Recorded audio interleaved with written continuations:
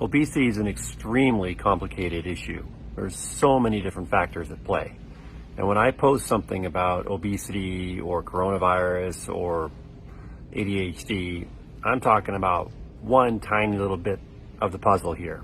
I mean, what can you do in a 5 to 8 minute Instagram or Facebook video, right? I mean, it cannot be comprehensive. Even books are not comprehensive.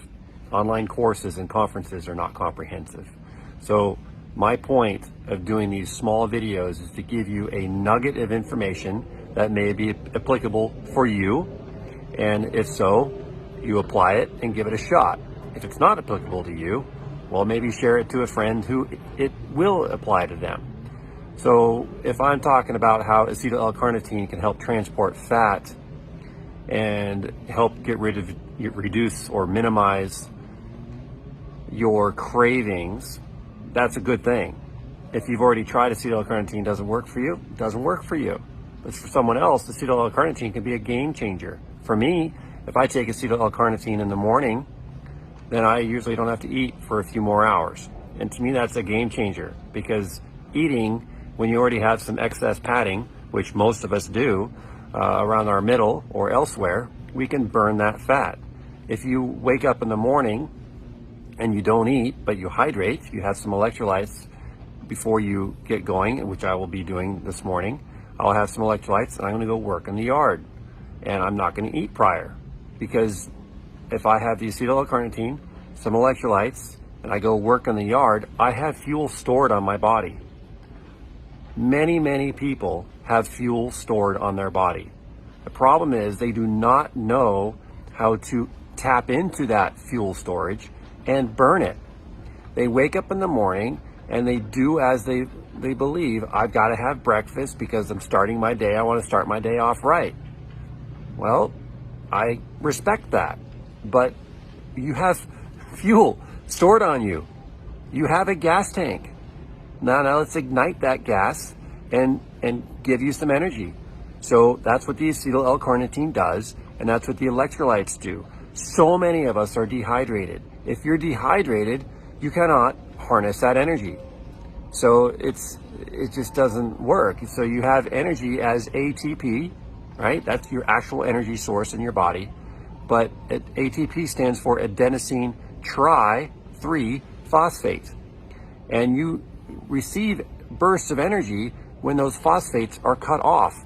And that adenosine triphosphate becomes adenosine diphosphate, and that phosphate gets cut off to adenosine monophosphate, and then your body will remake and recycle that ADP back to ATP using a lot of B vitamins and carnitines and so on, and CoQ10s and glutathione. So, but what cuts off that phosphate to ignite that fuel is electrolytes. It's water. So you've got to be hydrated, and when you have excess padding on your body and you're overweight, then you are typically also inflamed, and inflammation is fire. And what does fire do to water? It burns it up. So when I see someone who is obese or overweight, they are chronically inflamed. Adipose, i.e. fats on your body, is very pro-inflammatory. And so it's a vicious cycle. If you have excess weight on your body and you are inflamed, meaning you're on fire, and you're dehydrating yourself due to that inflammation, well, the histamine concentration will go up, which will then stimulate your immune system to be even more inflamed, which will then lead to more dehydration, which will lead to more weight gain, which will lead to more inability to access fuel. So electrolytes are a key part of this variable. And most of us are drinking sodas or juices or flavored waters instead of electrolytes. And I'm not talking electrolytes with sodium and corn syrup and food coloring and weird flavoring. I'm talking about you can get sea salt and sprinkle it in, as a great way to go. A lot of you say you're chiming in right now. I can already see, coconut water is phenomenal. Coconut water is good, but coconut water is also very high in carbohydrate. So carbohydrate is not going to help you burn fat. When I learned that coconut water was so good in electrolytes, I started chugging it. And I would weigh myself a few days later and I'm like, what the hell? Why am I a couple pounds heavier? I went to Costco and I got those liter-sized coconut waters and I have like 2 of them a day. And so that's a lot of carbohydrate. So a little bit of coconut water, good. Too much? Not good. Too much carbohydrate. So again, there are many, many factors with obesity and just being overweight in general. My whole point with these short videos is to give you something concrete so you can take and apply. If I sit here and I do hour-long sessions with you or courses or you sit across from me as my patient, in a traditional clinic sense for 90 minutes of information is too much. I want you to take action. I want you to learn something and take action. If it doesn't resonate with you, cool. Maybe the next one will. If that one doesn't, maybe the next one will. If I say something that pisses you off, well, that's going to happen too. Hopefully the next one, I say something that really helps you and empowers you. So I am just going to say what I say, and I will be respectful most of the time. I try to. Sometimes my passion gets the best of me, as it does with others. So try these different things and give them a go. And if you've tried all, if you're going to comment below and say, hey, I've tried everything, I'm still obese and I'm still overweight, well, then you still haven't tried everything. There's always a solution, always. And so have the mindset that there is a solution out there. And when I read a comment this morning from a person saying that they did all these things with intermittent fasting and eating right and smoothies and what have you, and they lost about 65 pounds, and now they're stuck at a certain point. And their doctor says, oh, that's your set weight. That's your set weight. Well, if you're still obese, that's not your set weight. And I don't appreciate that doctor caving in that quickly and making that patient feel good versus saying, hey, you know what, let's dig deeper here. Maybe your glutathione levels are too low, because if your glutathione levels are too low, then your oxidative stress is high, which is going to increase inflammation, and you're not going to lose weight. Maybe your glutathione levels are low and you have high amounts of chemicals in your body. If you have lots of chemical burden in your system, you are going to be overweight and obese.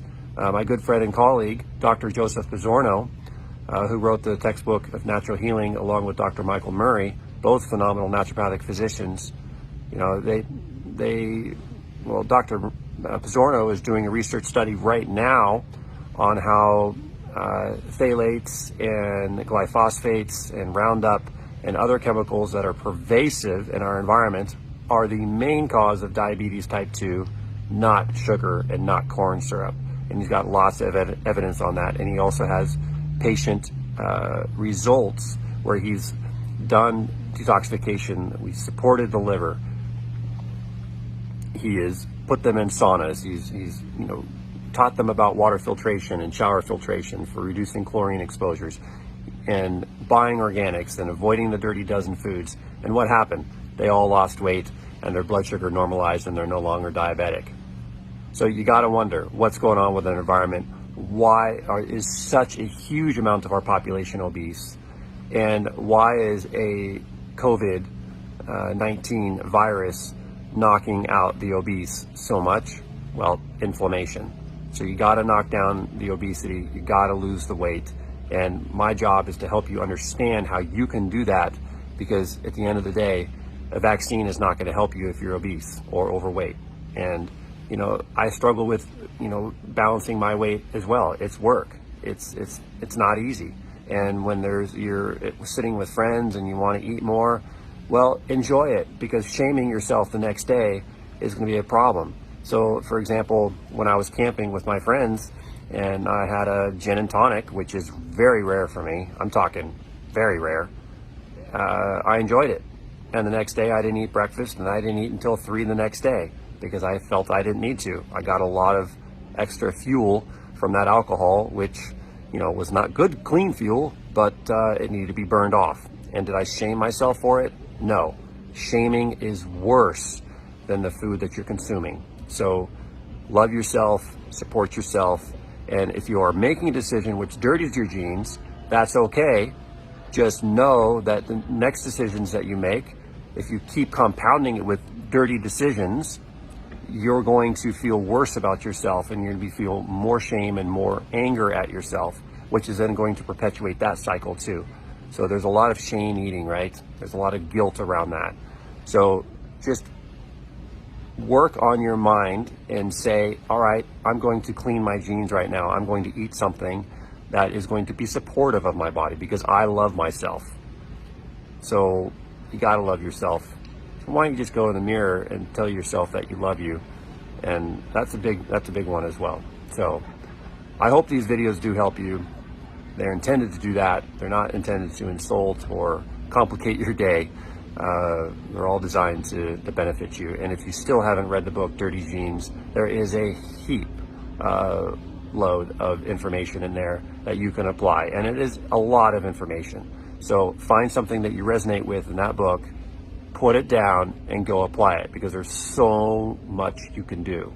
So give it a shot. But right now, I want you to say, I love you to yourself. Take care. And I love you. I want you getting better.